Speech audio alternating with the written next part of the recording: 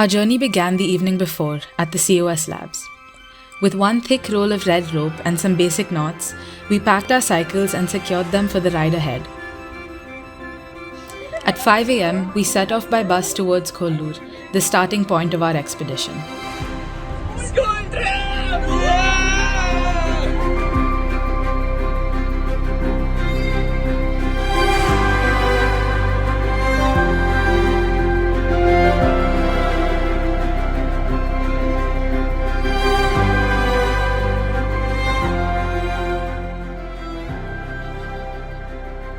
The ride began with a climb through the Ghat. We were expecting the heat to be our main challenge, but the sun was no match for the dense canopy.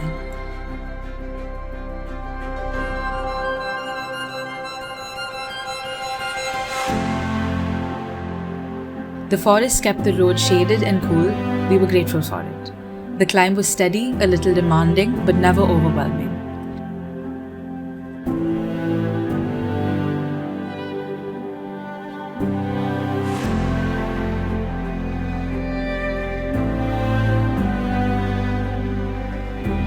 With the ascent behind us, we continued on towards Halkere homes, where we would stop for the night. We covered 50 kilometers, climbed 900 meters in elevation, and spent nearly 7 hours on the road.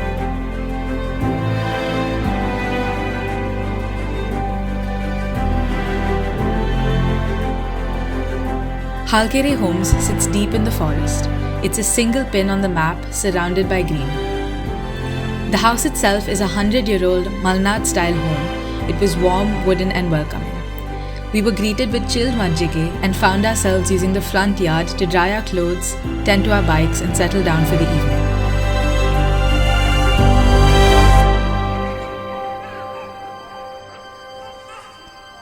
Just a 5-minute walk from our stay took us to the Linganamakki reservoir. Nothing quite prepared us for the view. Gentle rolling fields stretched out around the water. A group of kids played cricket in the background and a lone buffalo wandered by. The place felt quiet and unhurried.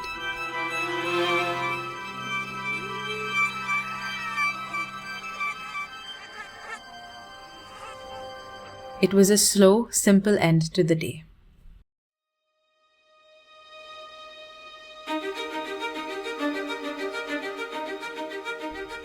The next morning began with a short ride to another part of the reservoir, where we were to board the Halke Mupanne ferry.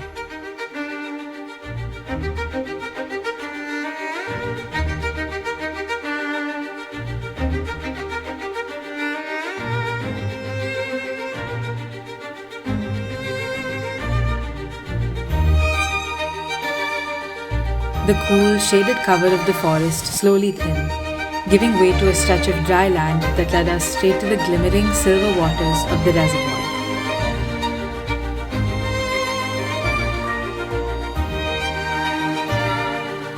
Despite having seen something similar before, the view still took our breath away.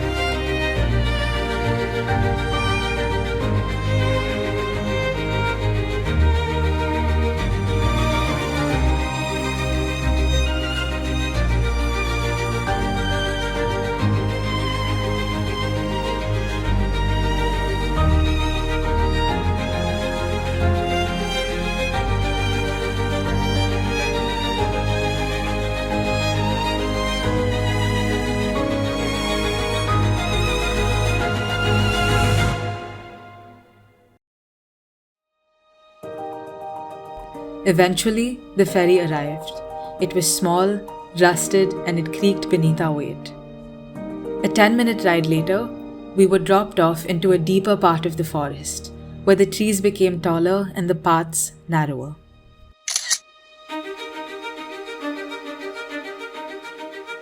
From the ferry point, we continued on. We had a long way to go, 70 kilometers, 1,100 meters of elevation, and the team seemed to breeze through it. Our destination was a 15th century Jain temple, tucked deep in the woods.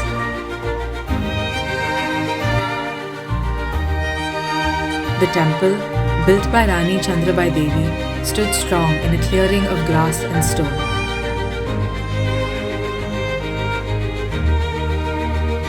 Its dark walls were etched with centuries of craft, intricate carvings of deities and patterns, each line softened by time.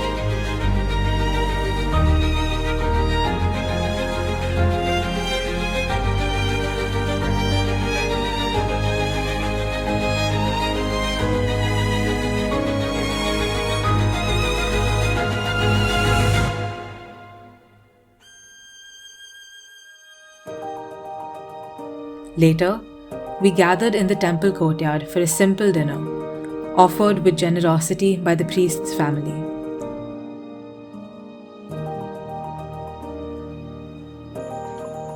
We spread our mats out on the veranda and prepared to sleep beneath the open sky. Exhausted from the day, we drifted off, enveloped in the sounds of the forest.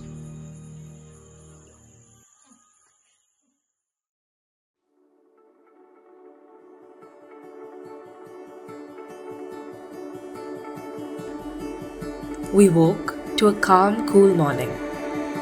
Today was the third and last day of our trip. With most of our riding done, we had only a short 30-kilometer ride. Our ride began with an unexpected but refreshing adventure, a river crossing. Barefooted, cautious and excited, we waded our way through the ankle-deep waters. Having crossed the river, we began our exit from the heart of the forest. Following the Sharavathi river towards the coast, we rolled closer to the end of our trip with every spin of the wheel. We rowed towards the sea. We reached a beautiful beach.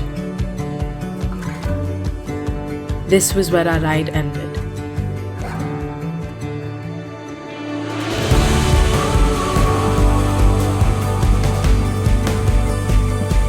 3 days of sweat, sun and stubborn effort washed off with a celebratory dip in the sea.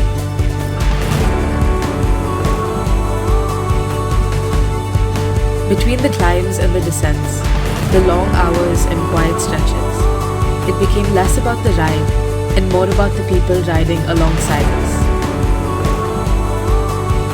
The sea marked the end of our ride and the beginning of something we built together. The people beside us, the moments between the miles, they'll stay with us long after the sweat has dried and the sand is gone from our shoes.